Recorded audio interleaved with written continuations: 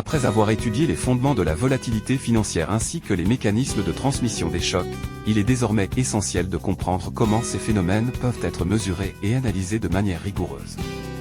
En effet, les spillovers de volatilité ne constituent pas uniquement un concept théorique, il peut être quantifié à l'aide de méthodes statistiques et économétriques permettant d'évaluer l'intensité des interactions entre les marchés financiers. La mesure des spillovers offre aux chercheurs, aux investisseurs et aux décideurs publics une meilleure compréhension des canaux de transmission de risque. Elle permet notamment d'identifier les marchés qui jouent un rôle majeur dans la propagation des chocs ainsi que ceux qui sont les plus vulnérables aux turbulences externes.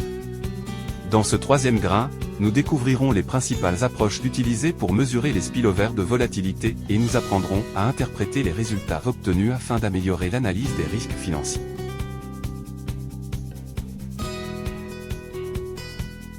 La mesure des spillovers de volatilité répond à plusieurs objectifs essentiels. Tout d'abord, elle permet d'identifier les marchés qui sont à l'origine des principaux chocs financiers. Certains marchés exercent en effet une influence importante sur les autres, tandis que d'autres sont principalement récepteurs de volatilité. Cette analyse contribue également à détecter les phénomènes de contagion financière. Lorsque la volatilité se propage rapidement entre plusieurs marchés, les risques de crise systémique augmentent considérablement. La mesure des spillovers constitue ainsi un outil précieux pour la surveillance de la stabilité financière. Enfin, ces indicateurs permettent d'anticiper les périodes de tension sur les marchés. Les banques centrales, les autorités de régulation et les gestionnaires de portefeuille utilisent fréquemment ces analyses afin d'adapter leur stratégie et de limiter les risques associés aux épisodes de forte instabilité. Afin de mesurer les spillovers de volatilité, les chercheurs ont développé plusieurs méthodes économétriques permettant de quantifier les relations entre les marchés financiers.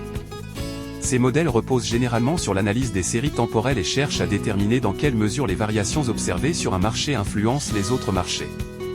Les modèles de spillover permettent notamment d'estimer l'intensité des transmissions de volatilité, d'identifier les principaux émetteurs et récepteurs de chocs et d'évaluer l'évolution de ces relations au cours du temps. Parmi les approches les plus utilisées figure la méthodologie développée par Diebold et Yilmaz, qui constitue aujourd'hui une référence dans la littérature financière.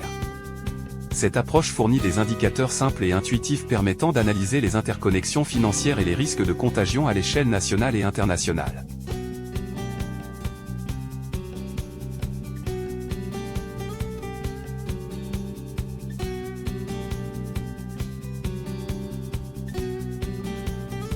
L'approche développée par Diebold et Yilmaz constitue aujourd'hui l'une des méthodes les plus utilisées pour mesurer les spillovers de volatilité. Son principal objectif est d'évaluer l'intensité des transmissions de chocs entre différents marchés financiers et de quantifier leur niveau d'interdépendance. Cette méthodologie permet également d'identifier les marchés qui jouent un rôle majeur dans la propagation des risques. Certains marchés agissent comme des émetteurs nets de volatilité en transmettant davantage de chocs aux autres marchés, tandis que d'autres sont principalement des récepteurs de volatilité. Cette distinction fournit des informations précieuses pour l'analyse des risques financiers et de la stabilité du système financier.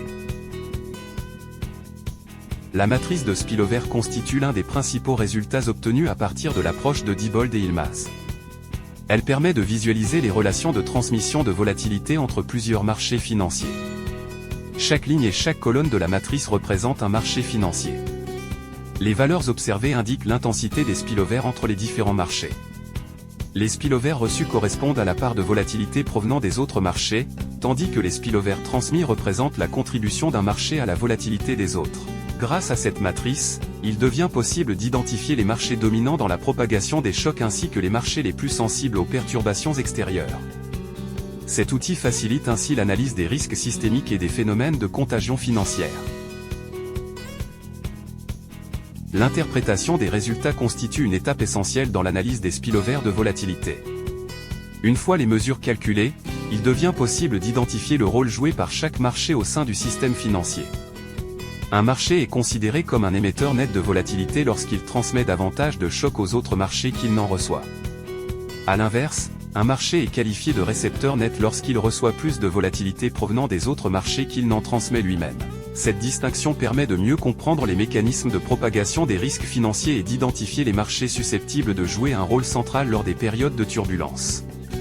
Les décideurs, les investisseurs et les autorités de régulation utilisent ces informations pour améliorer la gestion des risques et renforcer la stabilité financière. La mesure des spillovers de volatilité est essentielle pour comprendre les interactions entre les marchés financiers et la propagation des risques. Elle permet d'identifier les marchés qui transmettent ou reçoivent le plus de volatilité et d'analyser les phénomènes de contagion financière. Ces analyses constituent un outil précieux pour les investisseurs, les banques centrales et les autorités de régulation dans la gestion des risques et le maintien de la stabilité financière. À travers ce module, nous avons découvert les fondements des spillovers de volatilité, les mécanismes de transmission des chocs et les principales méthodes de mesure et d'interprétation. Je vous invite maintenant à consulter le support pédagogique et à réaliser le quiz afin de consolider vos acquis.